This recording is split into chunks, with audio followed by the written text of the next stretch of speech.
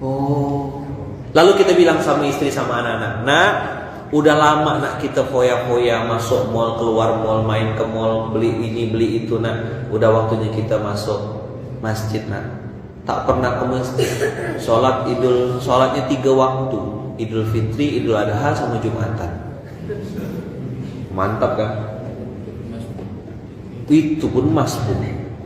Dia tak ikut khutbahnya. Lalu bilang, apa salah aku Tuhan? Ya Rab, kata orang Melayu itu ya. Macam cantik je muka.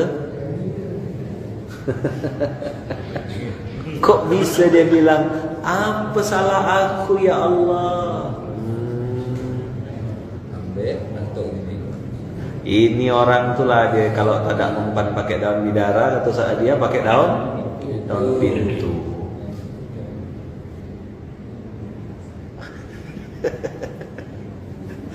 Masawan. Cantengan itu nabrak kayu ukiran meja tamu. Ukiran meja tamu itu kan biasa ada kaki itu kan, sangkut itu gitu. Mau marah sama siapa lah. Melengkung tak? Nah, kata orang Melayu melengkung. Sakitnya luar biasa. Luar biasa imajinasi Mas Wawan nih. Sampai gitu. Jauh sekali. Orang kalau dapat ujian, rasa di hatinya tetap tenang dan dia ngerasa saya tidak mungkin ditinggalkan Allah. Orang kalau dapat ujian, dia tidak mungkin merasa sendirian. Orang kalau dapat ujian, selalu menjadikan dia jadi pribadi yang lebih baik. Jadi kalau antum mau tahu bedanya di output, kalau azab bikin dia tambah jahat, kalau ujian bikin dia jadi lebih baik. Tak pernah kurban bertahun-tahun, gara-gara punya masalah justru malah kurban. Lalu dia bertanya seorang, Ustaz, dulu saya banyak duit tapi tak terpikir kurban Ustaz. Minum-minuman sekali mabuk tuh 10 juta. Tak terpikir saya mau kurban. Iyalah duit haram, gimana cerita mau kurban? Mana dia bisa manggil amal soleh? Dia manggil amal salah. Duit haram, duit panas. Pasti yang dipanggilnya narkoba, perempuan, mabuk, judi, itu dia turunannya. Tapi kalau duit halal, kecil memang, sikit, ya kan? Tapi emas batangan misalnya gitu kan. Setuju tak? Kecil memang misalnya, tapi berlian 24 karat. Ya kan kita tuh enggak usah muluk-muluk minta sama Allah. Enggak apa-apa banyak, yang penting halal. Coba diulang. Daripada sikit tapi haram. Setuju tak? Orang bilang bergurau. Kalau saya bilang serius, sangat serius. Teman-teman, kalau kita sekedar minta rezeki sama Allah pakai duit kita yang sedikit untuk perut kita, berapa besarlah perut kita ni? Tapi kalau kita mikirkan perut orang lain, kita mau bantu orang lain, Masya Allah, tabarakallah, banyak yang bisa kita kerjakan. Maka berhentilah meminta sesuatu hanya untuk diri sendiri. Ya Allah, saya buka usaha nih Allah, supaya bisa buka lapangan pekerjaan untuk saudara-saudara yang di PHK. Beda niat itu. Ya Allah, ilmu yang saya sampaikan ya Allah, supaya adik-adik ini bisa dapat ilmu yang bermanfaat, mereka bisa berkarir dengan ilmu yang saya ajarkan. Beda kualitas, bos. Maka ujian itu akan menjadikan kita jadi lebih baik. Ujian itu menjadikan kita jadi lebih baik. Tapi kalau azab justru malah jadikan kita jadi lebih buruk, bahkan cenderung menyalahkan orang lain. Bisa dipahami tak kira-kira? Bisa. Jelas ya? Jadi teman-teman semua, kalau ujian itu waktunya sebentar, cenderung tetap, dan jalan keluar terasa mudah. Jadi kita tuh kayak dikasih ketenangan. Utang belum lunas, belum. Tapi waktu kita sholat tuh rasa-rasanya gitu, ya Allah kayaknya udah ada pertolongan nih, bentar lagi nih, bentar lagi. Ada perasaan kayak gitu, ada kayak optimisme. Kok hati aku tenang ya? Padahal utang aku belum lunas, tapi hati udah mulai tenang. Ah, itu berarti abang lagi diuji. Tender mulai datang, orderan mulai masuk. Ah, itu ujian. Tapi ingat tadi saya bilang ujian itu ada dua. Ujian keburukan, ujian kebaikan. Awal-awal abang pasti diuji dengan ujian keburukan. Pasti, tidak bisa lompat. Ujian itu keburukan dulu baru kebaikan.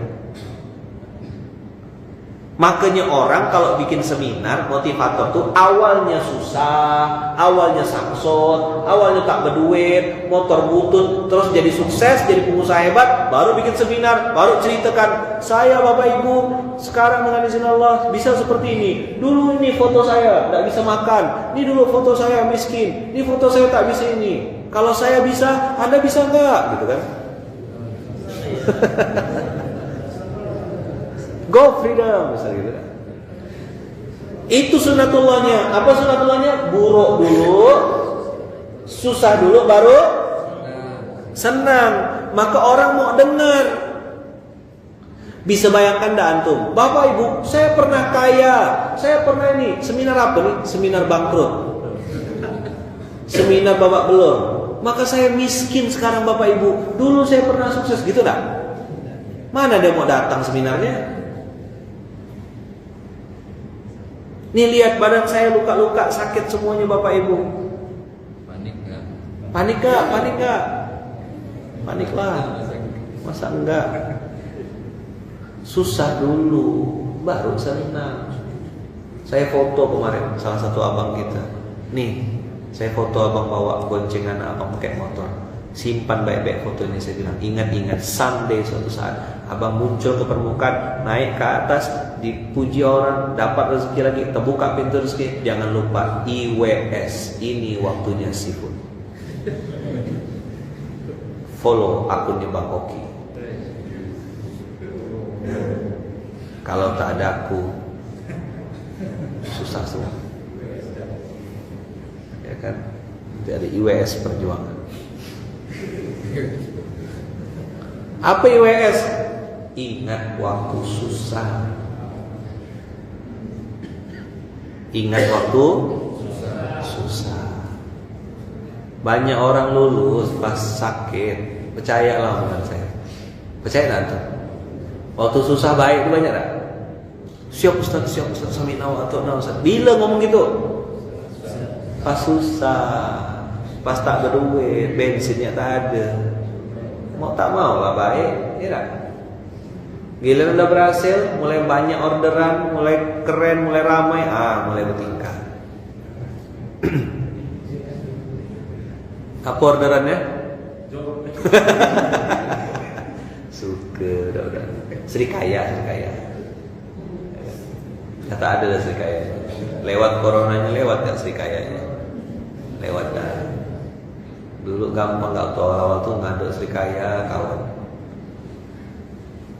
Selesai corona, selesai gak ngaduknya. Maka teman-teman, coba buka lagi. Innallaha idza ahabba 'abdan ibtalahu. Allah itu kalau cinta sama seorang hamba pasti diuji. Allah tidak mungkin juga ngasih ujian di luar batas kemampuan. Maka setiap orang ujiannya beda-beda. Ada yang pilihan ganda, ada yang esai, Ada yang mengarang. ada yang ujiannya mengarang. Itu namanya Usman, Ustadz mandai-mandai. Kehidupan adalah, kata dia bikin orang. Menurut saya, kata dia, bikin panjang tadi sih ya, berputar-putar itu ya. Maka daripada itu, oleh karenanya, jikalau andai kata, apa yang ditulis nih? Rupa dia mengarang kehidupan. Maka teman-teman, cara terbaik untuk menghadapi ujian itu adalah buka buku. Nyonteklah. Nyonteklah. Tulis tuh Sa'adiyah. Nyonteklah. Open book lah. Tengok Quran dia bilang apa. Ustaz itu tak pernah sholat, ya kan? Tak pernah sholat Ustaz. Maksiat jalan terus. Bisnisnya sukses Ustaz. Maju dia Ustaz. Berhasil, mobilnya nambah lagi. Gitu dah. Aku nih makin samsat Ustaz. Saya makin masuk barat Ustaz. Kalau antum buka buku, kalau antum ujiannya nyontek, ini nyontek yang halal. Maka antum akan tahu itu namanya istidraj. Bisnisnya maju, rezekinya nambah, ibadahnya tada, justru jauh dari Allah. Tapi bisnis makin naik, makin ke atas. Oh, ini namanya istidraj. Apa tuh istidraj Ustaz? Nah, inilah ayatnya pada pagi hari ini. Buka Quran. Nah, kalau bahasa anak zaman now tuh istidraj itu kena prank. Kenapa? Kena prank. Buka bisnis rental, 10 mobil rentalnya, 9 hilang ditelan bumi. Kena kedai kenal. Yang bayar cicilan dia. Yuk buka, kita nyontek sekarang ya. Siap-siap nyontek semuanya. Ayo buka surat ke-6 ayat 44. Kalau antum nyontek, ini udah lama saya jelaskan, udah pernah, tapi harus dijelaskan berulang-ulang karena selalu jamaah nanya. Ustadz, dia tak pernah sholat tapi rezekinya banyak Ustadz. Masa antum tak paham-paham? Istidraj. Ayo nyontek. Surat ke-6 ayat 44. Baca artinya ya. Maka ketika mereka melupakan peringatan yang telah diberikan kepada mereka, ayo baca arti yang di depan boleh. Maka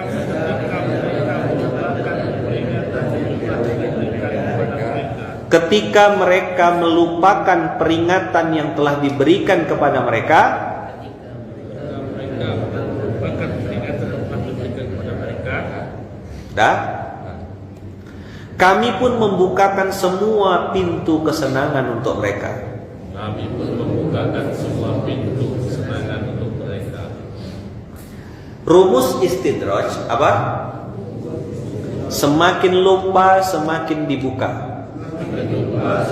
Makin lupa semakin dibuka. Kerannya tuh kayak dibuka. Padahal dia di puncak-puncak maksiat. Ulur. Kalau main kelayang tuh umpan lambung.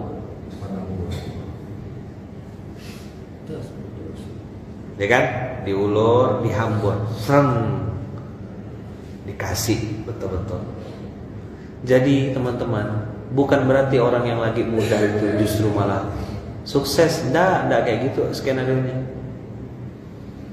Kok dia bermaksiat Ustaz? Ini udah sering, saya tahu antum mungkin udah hafal, tapi saya perlu ingatkan, sampaikanlah ulang ke orang lain. Semakin lupa, semakin dibuka. Yang ngomong bukan saya, Allah Rabbul Alamin. Di mana? Di dalam Quran.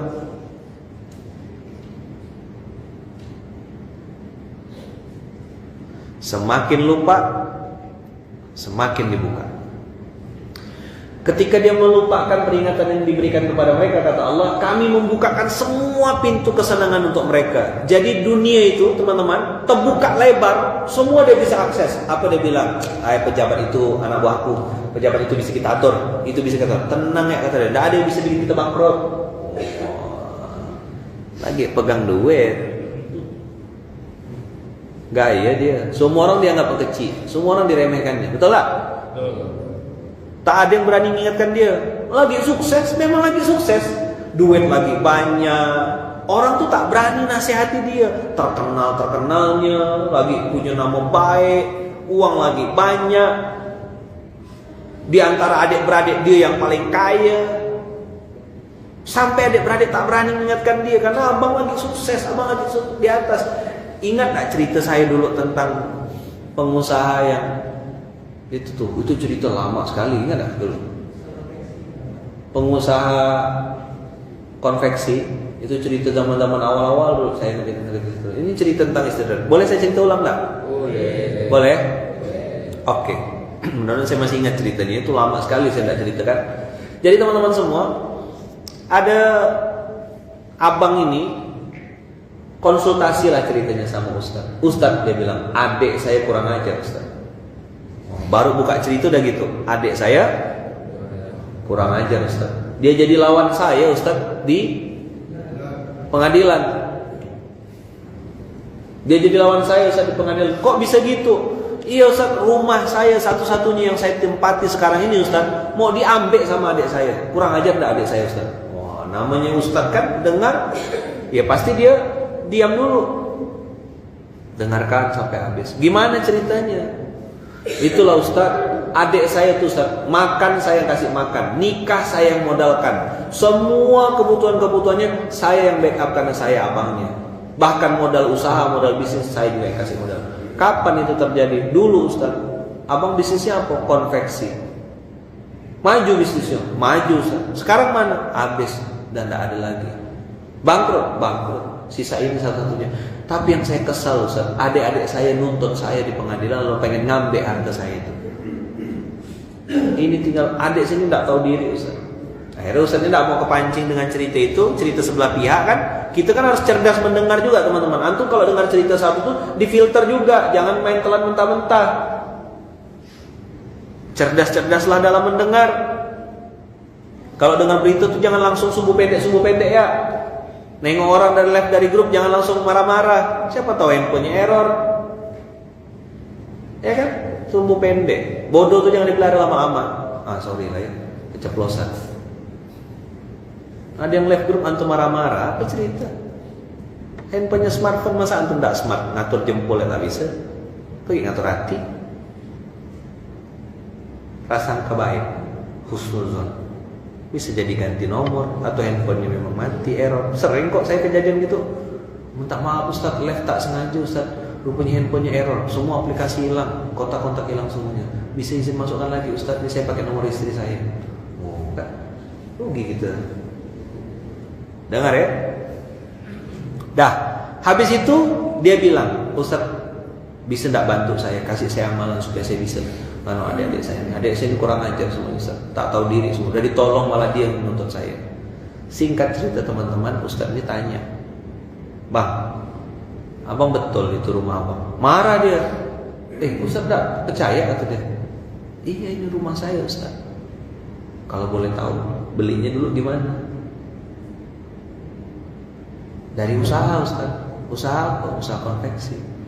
Modal konveksinya dari mana? Nah, begitu ditanya modal konveksinya dari mana, langsung tertunduk dia. Kalau ingat-ingat episode itu sih, saya ngaku salah Ustaz, kata pengusaha konveksi. Maksudnya?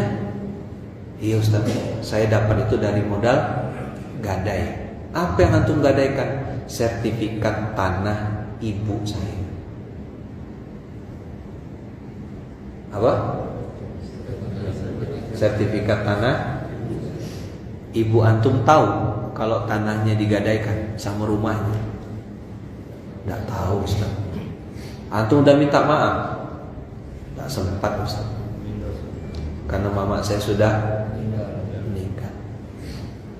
Bang, kata Ustaz, abang saya kasih amalan level langit pun tidak akan bisa menyelesaikan masalah abang. Karena masalah abang ini bukan di adik-adik, abang sendiri yang bermasalah. Mending abang istighfar minta ampun. Saran saya bang, lakukan 3 hal kata Ustaz. 1, minta ampun sama Allah.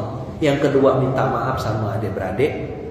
Yang ketiga bang, abang datang ke kuburan orang tua. Kalaupun rumahnya mau disita bang, biarkan diambil jalan. Tapi abang tidak punya dosa di hadapan Allah. Daripada abang dapat rumah, mempertahankan kuat-kuat rumah, abang malah tak dapat apa-apa. Menang jadi arang, kalah jadi abu, rugi abang. Dah mendingan abang minta ampun sama Allah, sholat taubat, lalu abang datang ke adik-beradik, kumpulkan mereka, lalu abang ngomong apa adanya, jujur terus terang minta maaf. Dan kalau pun mau diambil rumahnya, minta waktu untuk bisa keluar dari rumah baik-baik. Nah, orang teman-teman, kalau lagi susah, lagi bermasalah, biasanya lebih mudah nerima nasihat. Baik Ustaz, saya akan praktek. Dikumpulkanlah adik-beradiknya. Tumben, abang kan kaya, sukses, berhasil. Dulu tiba-tiba mengumpulkan adik-beradik itu kan aneh bagi adik-adiknya. Ngapa abang kita mengumpulkan kita nih? Ya kan? Begitu dikumpulkan, dia bilang, Dek, abang kumpul hari ini mau minta maaf. Adiknya bingung. Tak biasa abang nih kayak gini nih. Biasa abang nih kasar orangnya, main tunjuk-tunjuk seenak-enaknya. Abang mau minta maaf, abang mau cerita. Begini-begini dia bilang, abang minta maaf, abang dulu pernah hilang. Sekian puluh tahun yang lalu abang pernah gadaikan tanah mama. Begini. Abang ini dia cerita. Abang minta adik-adik memaafkan abang di depan kuburan mama. Gitulah kira-kira. Yuk kita ke ziarah ke kuburan mama. Abang ngaku dosa, abang ngaku salah. Terus yang terakhir, abang minta waktu paling lama lah 1 bulan. Kasih abang waktu untuk bisa keluar dari rumah ini, untuk abang cari kontrakan yang baru. Silakanlah kalau memang kalian mau ambil rumah ini, ambillah untuk kalian. Abang tidak akan melanjutkan banding, tidak akan main-main mahkamah apa pengadilan-pengadilan lagi. Abang akan lanjutkan. Apa yang terjadi? Adik-beradiknya bilang, Bang, kalau minta maaf, kami sudah maafkan.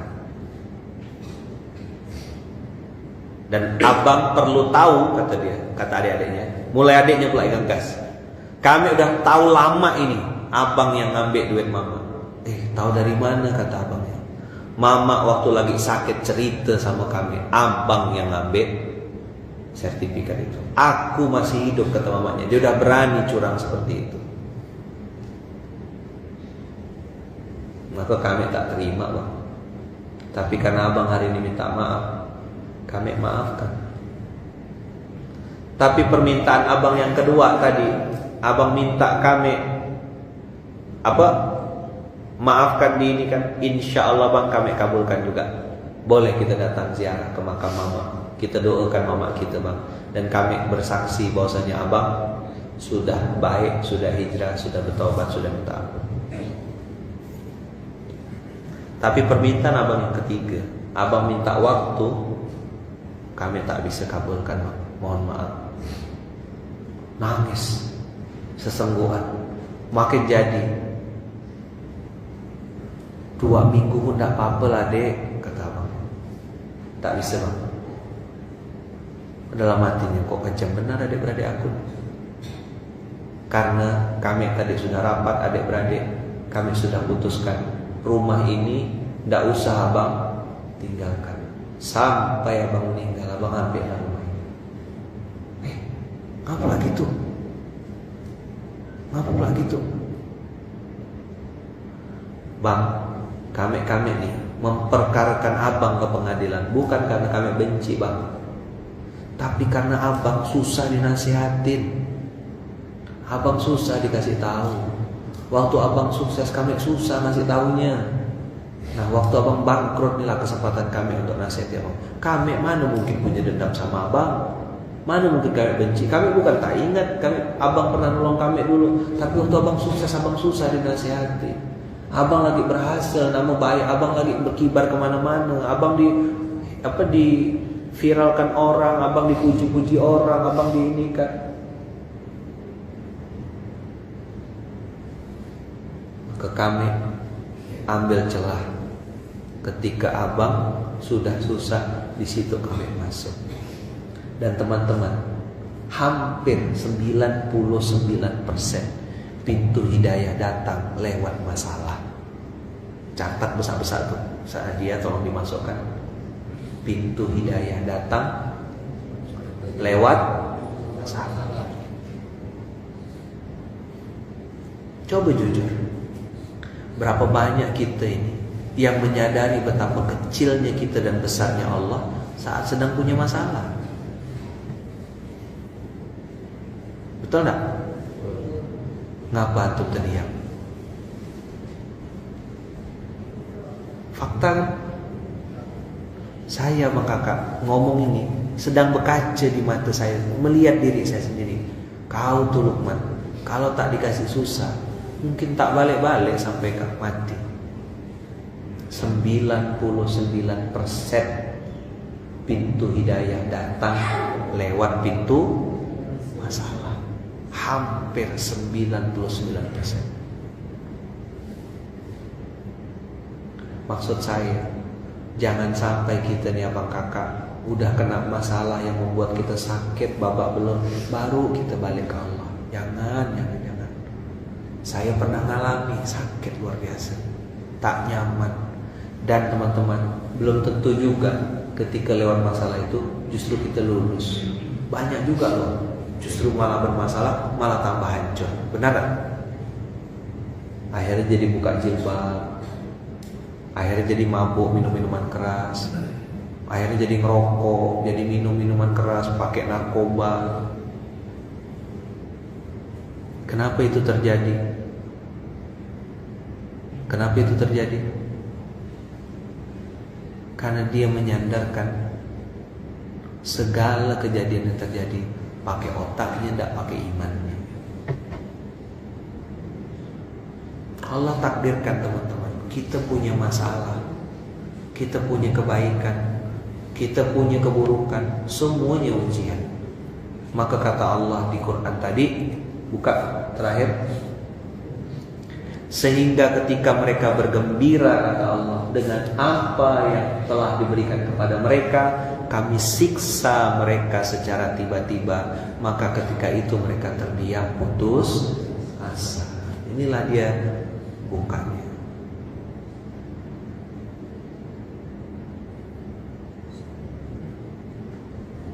Ada yang tanya, Ustaz, corona ini gimana Ustaz? Tergantung. Banyak orang wasilah corona jadi bisa taat sama Allah. Ada yang utangnya lunas justru malah ketika corona. Ada yang jadi ke masjid gara-gara corona. Tapi ada juga yang tidak pernah ke masjid gara-gara corona. Corona nih teman-teman, tergantung gimana kita nyikapinnya. Ada yang masuk surga karena lalat, ada yang masuk neraka gara-gara lalat. Saya bilang sama Iwan, Bikers Peduli nih lahir karena peristiwa SJ 182. Ngobrol di warung sate, cerita-cerita. Ustaz gimana nih Ustaz, apa program kita Ustaz? Damai Iwan begini. Wasilah corona ini teman-teman, saya jadi lebih banyak waktu di Pontianak. Kalau ikutkan jadwal 2020-2021 tuh kita roadshow sedekah akbar. Belum lagi roadshow jadwal saya ke Jepang, ke Korea, ke Australia kemarin udah fix tuh kan. Alhamdulillah saya tetap bisa ke Korea pakai Zoom, bisa ke Jepang pakai Zoom, tidak perlu terbang-terbang lagi. Alhamdulillah atas izin Allah, wasilah corona ini ada masjid enterprise, 3.000 masjid membersamai, ada IWS, ada program macam-macam. Coba antum belajar bersyukur, tengok dari sisi positif, banyak hadiah Allah. Saya nikah Ustaz gara-gara corona.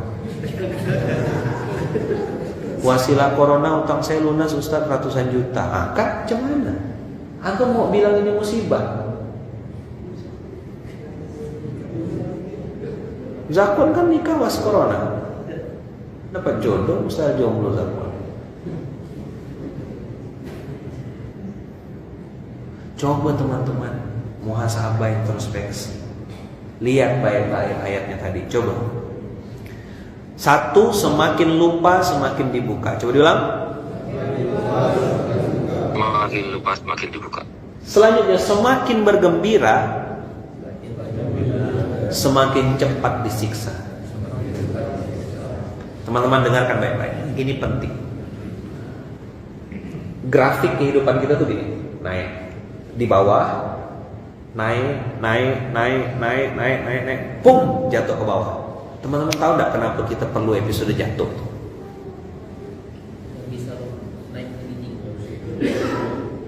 Bisa naik lebih tinggi, oke. Hah? Ketika di atas nanti sudah tidak tumbang, oke.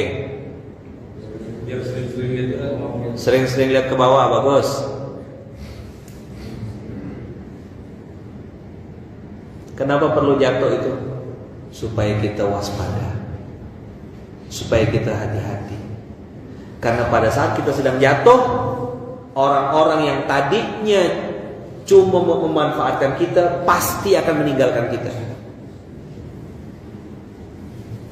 Kita waktu lagi susah, lagi senang itu terlena biasanya, ya kan? Kena angin sepoi-sepoi itu bikin kita ngantuk, mabuk, kepayang. Semua muji kita, mantap ente bos, mantap boy, mantap pak we. Semua jilat ente, semua jilat. Ente lagi jabat, makanya banyak penjilat. Tengok nanti ente pensiun, AC tak bisa hidup. Orang dah tak mau noleh rumah ente, lebaran tak ada pernah rumah ente, baru tahu ente. Cuma 5 tahun kok ente jabat. Sek ngomong apa nih? Entah. Sombong-sombong lah kau jabat sekarang, ya kan? Jatuh kau nanti, tak ada noleh, tak ada yang noleh. Kau ambil lah jabatan tuh. Kau minta kursi, ambil kursi sebanyak-banyak. Aku bisa bikin kursi seorang. Betul tak? Bisa bikin kursi seorang.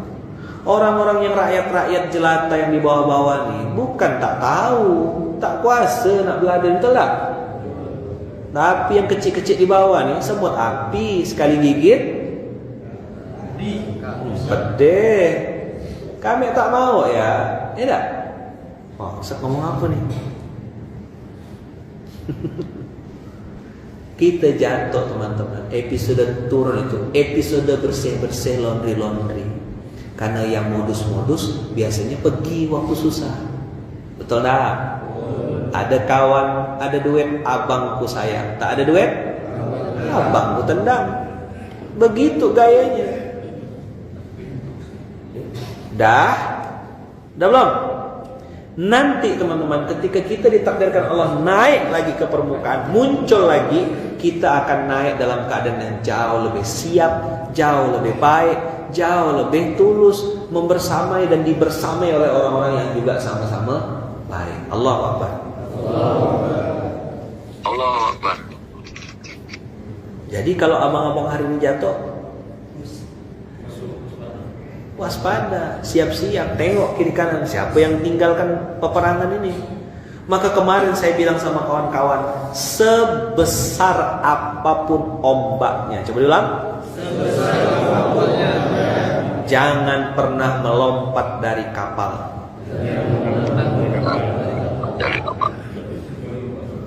Kecuali ombak sunur. Ombak sunur. Kalau ombak itu antum melompat memang. Bergegaslah maksudnya. Karena di atas jam 12 habis. Yang tak paham ombak sunur, nanti kita ke middle market. Oke. Bungkus gak? Bungkus. Oke, langsung booking tempat. Sebesar apapun ombaknya, jangan pernah lompat dari kapal. Maksudnya apa Ustaz? Kapal itu ibaratnya Islam. Sebesar apapun masalah antum, jangan pindah agama, jangan mau digadaikan agama kita dengan sekardus mie instan. Kalau satu pabrik Ustaz, itu lain cerita, nanti kita nego. Nggak kayak gitu.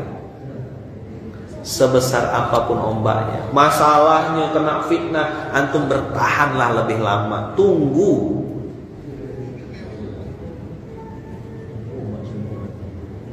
Ombak memang jamaah dia. Kita lagi ngomongkan ombak, dia tanya, ombak sunur itu apa Ustaz? Rumah makan Padang. Dah puas.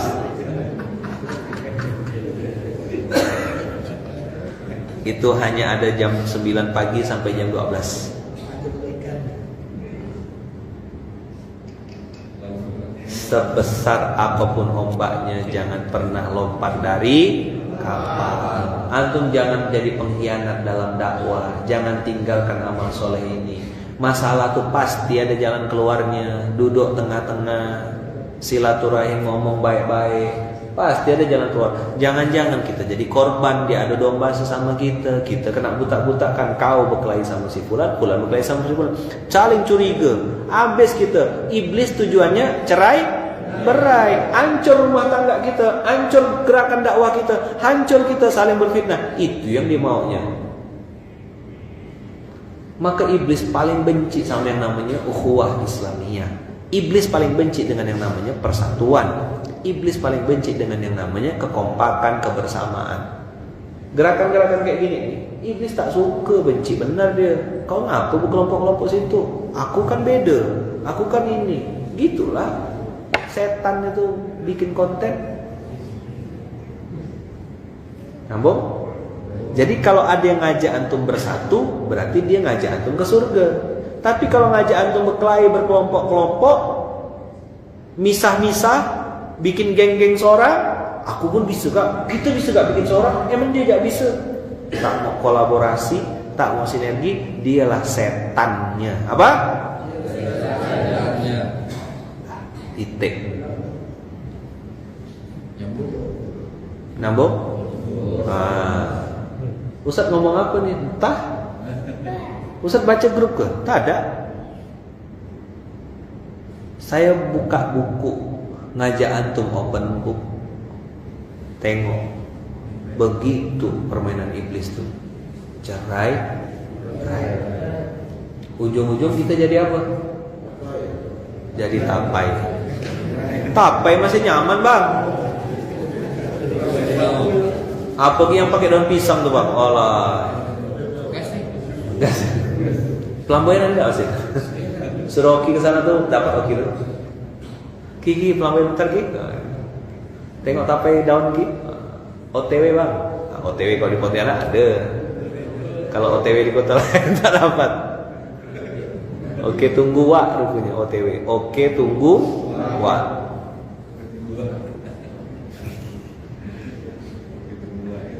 Dapat sesuatu hari ini kawan-kawan? Ingat-ingat ya. Kemarin kan saya bilang setiap masa ada orangnya, setiap orang ada masanya. Dan saya pengen ingatkan diri saya juga, hati-hati ketika diuji dengan kebaikan. Sekali lagi, hati-hati ketika diuji dengan kebaikan. Kenapa? Karena banyak yang tak lulus. Sakit, masuk paritnya lebih dalam, masuk parit sesunjam-sunjamnya, saya bilang kan, masuk parit separit-paritnya, namanya parit sunjam. Maka abang-abang yang hari ini mulai dikasih kesehatan, mulai dikasih ketenangan, mulai dikasih keberhasilan, nama baik dipulihkan lagi, aib-aib mulai semakin ditutup rapat, istri dapat hadiah, suami dapat hadiah. Nah, belajarlah di jalan yang lurus, belajarlah on the track, jangan lagi bikin maksiat. Kenapa teman-teman? Terakhir saya mau kasih tahu, saya tidak nakut-nakutkan, demi Allah, tidak ada niat saya nakut-nakutkan, cuma mengingatkan. Soalnya saya nengok depan mata saya, orang-orang yang tak tahu diri. Apa? Dia yang ditolong, dia yang merasa menolong. Dia tuh kita yang nolong, tapi dia ngerasa dia yang sedang nolong kita. Ketika teman-teman dia merasa dialah yang berjasa, dialah yang berkontribusi, dialah yang membuat ini jadi hebat dan seterusnya, ya kan? Saat itu dia menikmati itu teman-teman. Sekali aja dia salah, sekali aja dia terpelincir, sekali aja dia terpeleset, langsung masuk ke lubang yang sangat dalam dan biasanya tidak bisa balik lagi. Kenapa? Sudah terlanjur menikmati apa ya? Keartisannya, tanda kutip ya. Terlanjur menikmati kepopulerannya, terlanjur menikmati nama besarnya. Maka sekali jatuh itu teman-teman, coba lihat, antum tahu buah cermai apa gitu? Kan kecil, Kalau jatuh tak ada apa-apa. Tapi kalau nangka yang besar jatuh ke bawah, itu pecahnya kayak apa. Begitu teman-teman, kalau orang udah di atas, diuji dengan kebaikan-kebaikan, lalu tidak sadar diri sedang di atas, tidak mau dinasehatin, maunya nasehatin dia, tidak mau ngasih dengarkan masukan, maunya cuma didengarkan dia. Begitu jatuh, sakitnya terempas kata orang lain. Terhempas. Makanya banyak yang tidak siap, akhirnya lari ke narkoba. Banyak yang tidak siap, akhirnya jadi jauh sama Allah, bahkan tidak percaya sama Allah, ateis jadinya. Tinggalkan agama, tinggalkan dakwah dan seterusnya. Na'udzubillahi min dzalik. Ingat-ingat teman-teman, tidak ada yang bisa kita bangga-banggakan, tidak ada yang bisa kita pamer-pamerkan, karena semuanya pun ujian. Semoga Allah ampuni dosa-dosa kita semua, Allah berkahi kita semua, Allah ampunkan kesalahan-kesalahan kita. Mudah-mudahan besar pun kita, kecil pun kita, tetap bisa dekat sama Allah. Besar pun kita, kecil pun kita hari ini, tetap sama-sama dekat sama Allah. Tujuan kita dah jadi ormas, orang masjid, dah merapat dah, belok kanan dah, berbuat baik. Tak usah merajuk-merajuk, tak usah baper-baper. Dapat kaos jalan, tak dapat kaos jalan. Ya, Bismillah. Barakallahu fikum. Terima kasih banyak. Kita tutup dengan hamdalah. Alhamdulillahirabbil alamin. Kita tutup dengan doa kafaratul majlis. Subhanakallahumma wa bihamdika asyhadu an la ilaha illa anta astaghfiruka wa atubu ilaik. Dan kita berdoa sebagaimana doa yang dibaca oleh baginda Rasulullah sallallahu alaihi wasallam. Bismillahi tawakkalna 'alallahi la haula wala quwwata illa billahil aliyyil azim. Semoga kita termasuk orang-orang yang dimudahkan Allah untuk menerima kebenaran, dibukakan hati yang lebar yang banyak untuk kita bisa menerima yang benar itu benar, yang salah itu salah. Semoga Allah izinkan kita menerima nasihat, tak perlu nunggu susah, tak perlu nunggu sangsut, tak perlu nunggu kita bangkrut. Mudah-mudahan saat kita sedang senang, saat kita sedang berlimpah pun, Allah izinkan telinga kita mau menerima nasihat, mau menerima masukan dari siapapun. Karena ilmu Allah biasanya datang tanpa juga kita sangka-sangka. Al-Fatihah.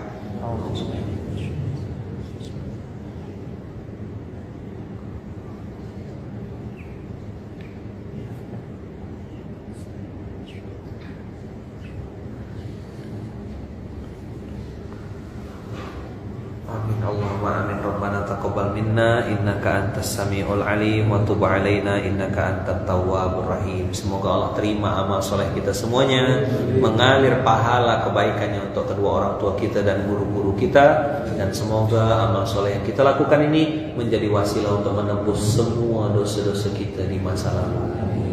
Terima kasih banyak abang kakak yang baik. Barakallahu fikum. InsyaAllah kita ketemu lagi InsyaAllah di lain waktu, di lain kesempatan. Semoga Allah takdirkan kita semuanya jadi pribadi yang istiqomah sampai jannah. Istiqomah sampai jannah. Sampai malaikat maut cabut nyawa kita, baru kita berhenti. Biarlah sisa hari-hari kita nih kita isi dengan kebaikan. Tak boleh merajuk-merajuk, tak boleh baper-baper, tak ada merajuk-merajuk. Yang merajuk-merajuk bungkus pakai karung, kasih batu cempakkan, ini puas ya. Dah, makasih banyak. Jazakumullah khair. Assalamualaikum warahmatullahi wabarakatuh. Waalaikumsalam warahmatullahi wabarakatuh. Masya Allah.